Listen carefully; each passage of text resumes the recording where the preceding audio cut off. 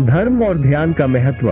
ये 7 सरल तरीके बदल सकते हैं आपकी दुर्भाग्यशाली भाग्य को।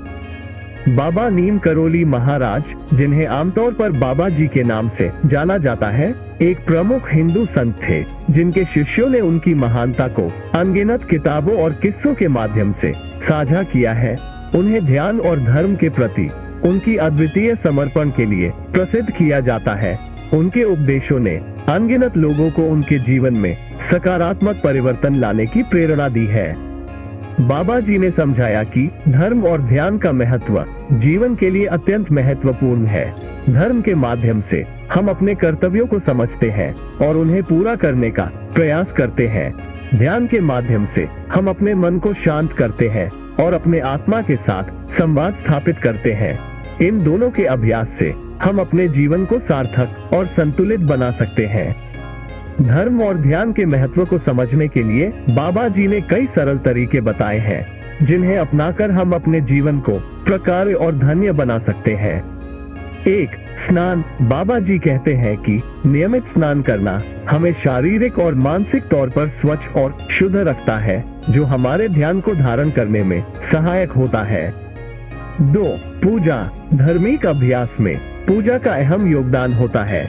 इसके माध्यम से हम ईश्वर के प्रति श्रद्धा और आदर्श का अभिवादन करते हैं, जो हमें उसके साथ संबंध स्थापित करने में मदद करता है। 3. ध्यान। बाबा जी कहते हैं कि ध्यान करने से हम अपने मन को नियंत्रित करते हैं और अपने आत्मा को अनुभव करते हैं। ये हमें चिंता और संताप से मुक्ति दिलाता है। 4.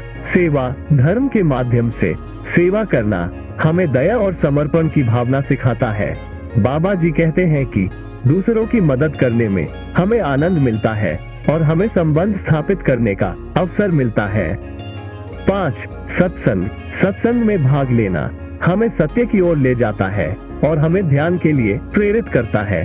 इसके माध्यम से हम धार्मिक ज्ञान को बढ़ाते हैं और साथ ही हमारे आसपास के लोगों के साथ साझा करते हैं, जो हमारे धर्म और ध्यान के मार्ग पर हमें प्रेरित करते हैं। 6.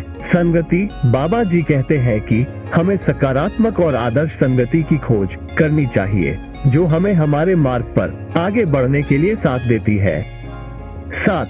अनुशासन। अंततः बाबा जी कहते हैं कि अनुशासन हमें धर्म और ध्यान के मार्ग पर दृढ़ता से चलने में मदद करता है।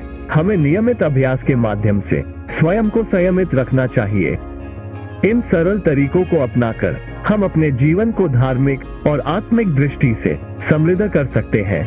बाबा नीम करोली महाराज के उपदेशों को अपनाने से हम अपने जीवन को संतुलित और परिपूर्ण बना सकते हैं और अपने दुर्भाग्यशाली भाग्य को बदल सकते हैं। उनकी शिक्षाओं को ध्यान में रखते हुए हम समृद्ध और धार्मिक जीवन जीने की दिशा में आगे बढ़ सकते हैं। जय श्री नीम करोली बाबा।